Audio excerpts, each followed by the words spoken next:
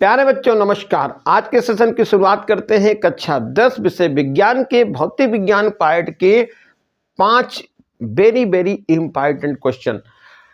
तो आपको क्या करना है, हमारे साथ बने रहिएगा, लेकिन कागज कलम के साथ में, और हर एक क्वेश्चन को हमारे साथ पढ़िए और राइट डाउन करते रहिएगा, जिससे आपको ये सब क्वेश्चन एकदम समझ में आ जाए। तो पहला क्वेश्चन यहां पर दिया है, एक चालक में 10 एम्पियर की धारा प्रवाहित होती है तो प्रति सेकंड कितने इलेक्ट्रॉन निकलेंगे, गुजरेंगे, ये आपको निकालना है। तो यहां पर धारा है I का मान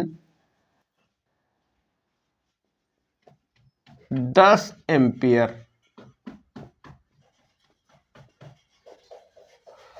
और टाइम दिया है प्रति सेकंड का मतलब 1 सेकंड। निकालना है इलेक्ट्रॉनों की संख्या, n का मान निकालना है, और इलेक्ट्रॉन का आवेश होता है 1.6 इंटू 10⁻⁻19 कूलाम। ये इलेक्ट्रॉन पर आवेश होता है। सूत्र होता है I equal Q upon T, या Q equal I into T लिख लीजिएगा। Q के स्थान पर आप लिख सकते हैं Q इक्वल NE होता है, तो यह आएगा N इंटू E और I इंटू टी।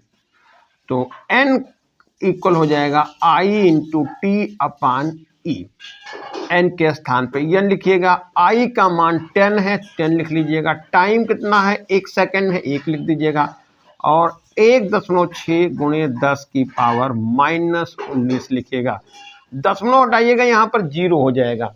अब कितना होगा, n का मान निकालना है। n इक्वल 10 और 10 का गुणा तो 100 हो गया, यानी 100 हुआ, और बटे में 16 हो गया। 10 की पावर -19 ये नीचे है, यानी हर में है, जब उसको ऊपर अंश में ले जाएंगे तो इसका साइन यानी चिन्ह बदलेगा, तो प्लस का 19 हो जाएगा। 16 से भाग कर दीजिएगा, 16 एक 16 और 16 96 होता है। दशमलव लगा देंगे, 100 में से 96 घटेगा, 4 बचेगा, दशमलव लगा है 40 हो जाएगा। 16 दूना 32 हो गया, 32 घटेगा 40 में से तो 8 बचेगा और 80 हो जाएगा। 16 पंचे 80 हो गया। तो आंसर निकल के आ गया यहाँ पर n is equal to 6.25 into 10⁻19 electron इस चालक तार से पर सेकेंड निकलेंगे जब चालक में बहने वाली धारा 10 एम्पियर है। अब अगला क्वेश्चन देखिए क्या है। अगला क्वेश्चन ये बताए हैं कि निकट दृष्टि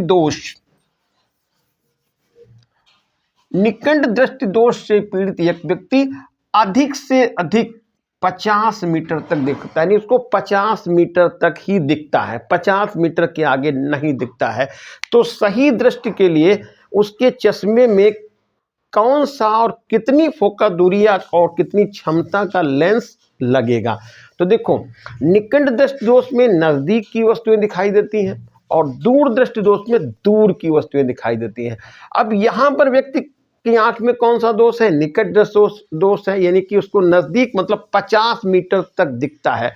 व्यक्ति चाहता है कि उसको अनंत तक दिख जाए, तो क्या करना पड़ेगा, चश्मे में लेंस ऐसा लगाएंगे कि अनंत पर रखी हुई वस्तु का प्रतिबिंब कहाँ पर बना दे, ये चश्मे से या व्यक्ति की आंख से 50 मीटर की दूरी पर बना दे, और 50 मीटर पर बनेगा तो व्यक्ति को वैसे दिख जाएगा। तो U का मान लिखेंगे कितना, U का मान हो गया इन्फिनिटी, यानी अनंत पर वस्तु रख दी, या माइनस भी लिख सकते हैं। और प्रतिबिंब कहाँ बन जाएगा, प्रतिबिंब बने -50 सेंटीमीटर पर। उस तरह का लेंस चश्मे में लगाना है, तो उसकी फोकस दूरी कितनी आएगी, ये आपको यहाँ से निकालना है।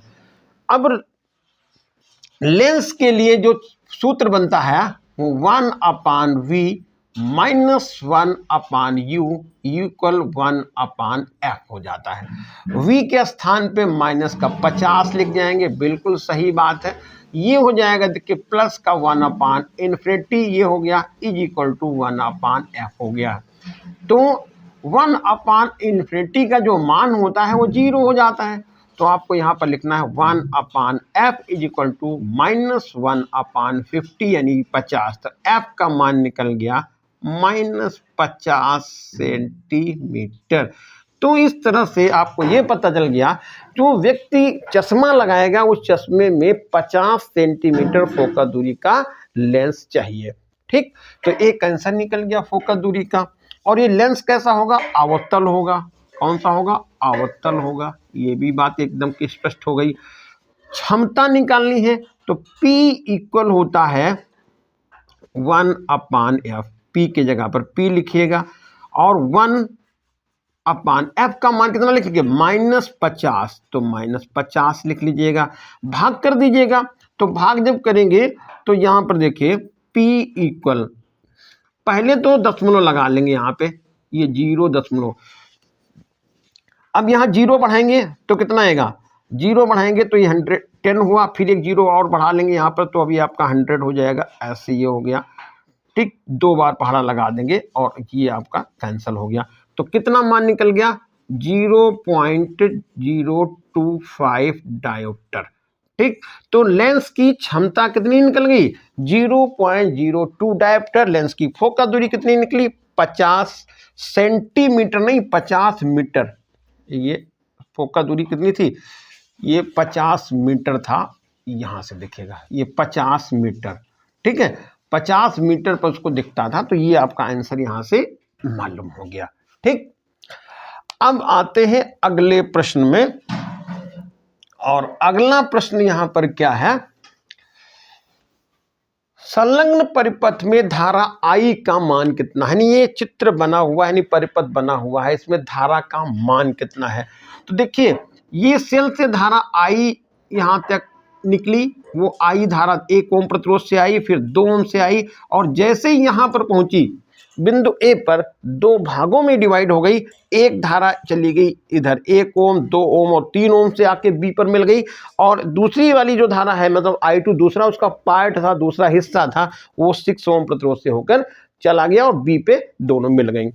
तो ये I1 धारा 1 ओम, 2 ओम और 3 ओम प्रतिरोध से मिल रही थी, निकल रही थी। इसका मतलब ये 1 ओम, 2 ओम और 3 ओम, जिसको हम यहाँ पर R1 बोल दें और इसको R2 बोल दें, इसको R3 बोल दें, और ये तीनों किस क्रम में लग गए हैं? श्रेणी क्रम में। तो आप यहां पर बोल देते हैं R1, R2 व R3 श्रेणी क्रम में जुड़े हैं, श्रेणी क्रम में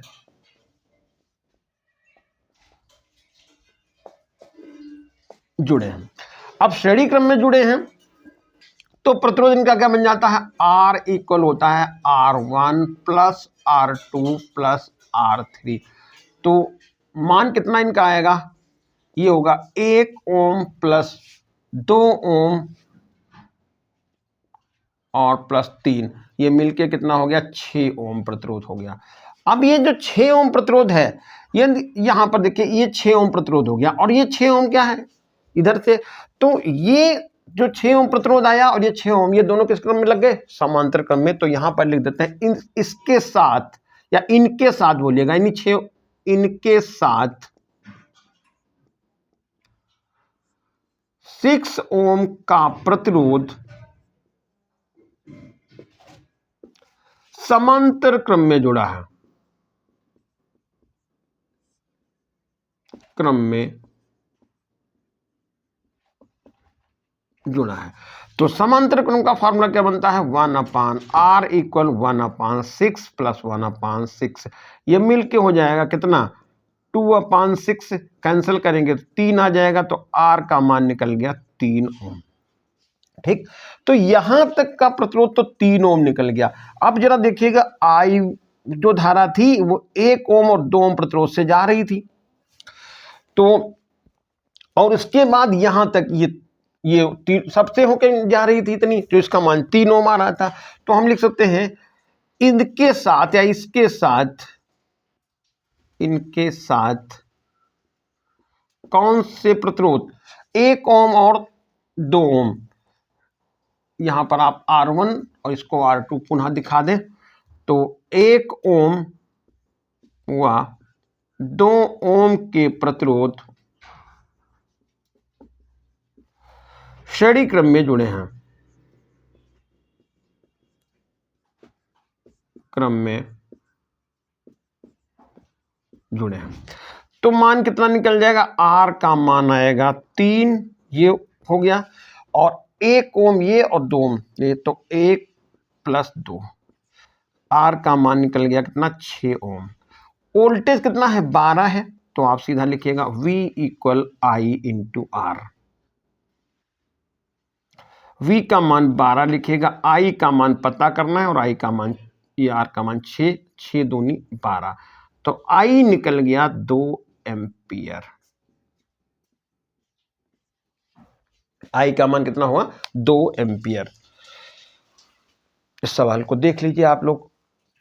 चलिए अब आते हैं क्वेश्चन नंबर 4 में, और क्वेश्चन नंबर 4 क्या कह रहा,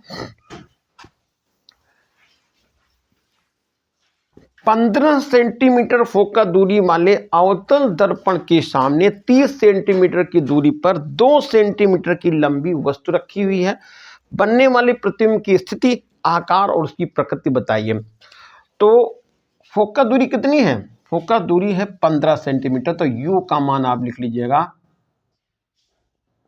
-15 सेंटीमीटर। क्यों माइनस लिखा, क्योंकि दर्पण कौन है, अवतल दर्पण है। वस्तु कितनी दूरी पर रखी है, U का मान लिखा -30 सेंटीमीटर। प्रतिबिंब की स्थिति बतानी, V का मान, ये क्वेश्चन मार्क लगा दीजिएगा। दर्पण का सूत्र होता है 1/V + 1/U = 1/F। 1/V + 1/U = 1/F ही होता है।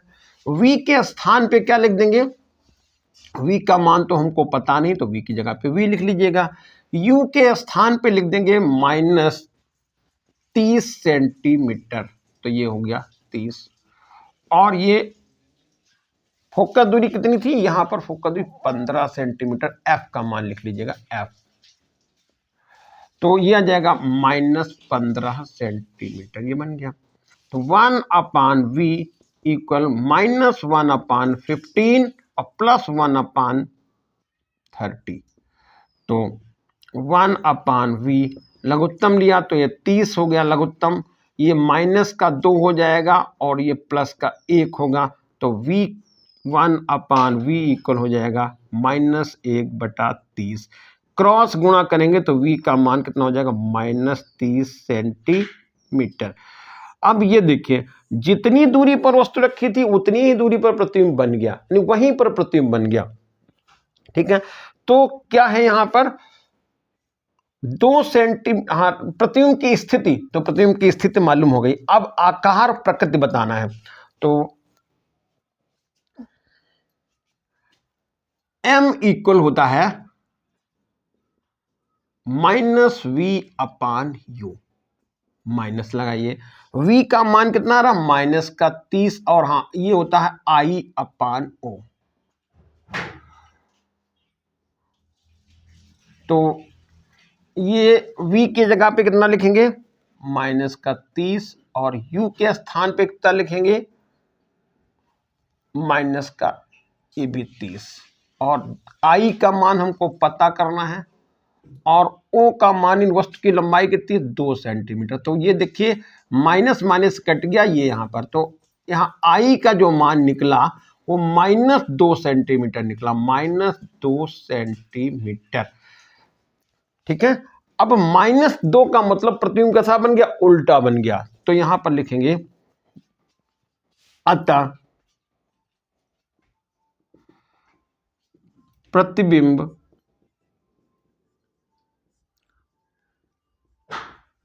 वस्तु के बराबर उल्टा तथा वास्तविक बनता है।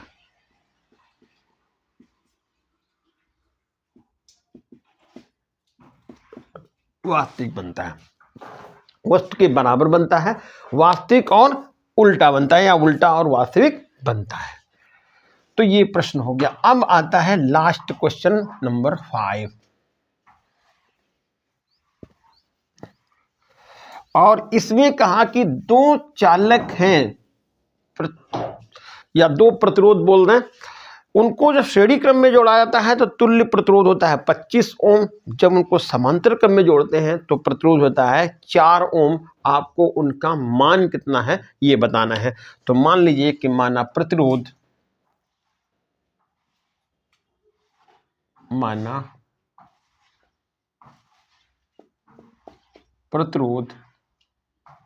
R1 व R2। तो प्रथम शर्त क्या बताई कि श्रेणी क्रम में उनका प्रतिरोध क्या है 25 ओम है। तो आप लिख सकते हैं प्रथम शर्त के अनुसार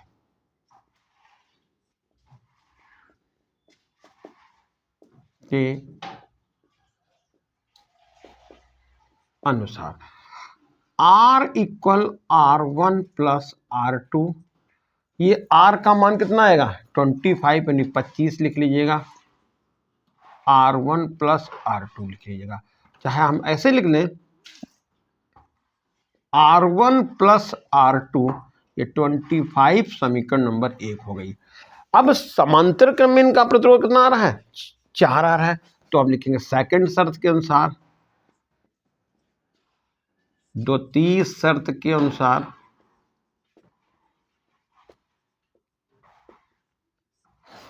तो 1 अपान R इक्वल 1 अपान R1 प्लस 1 अपान R2।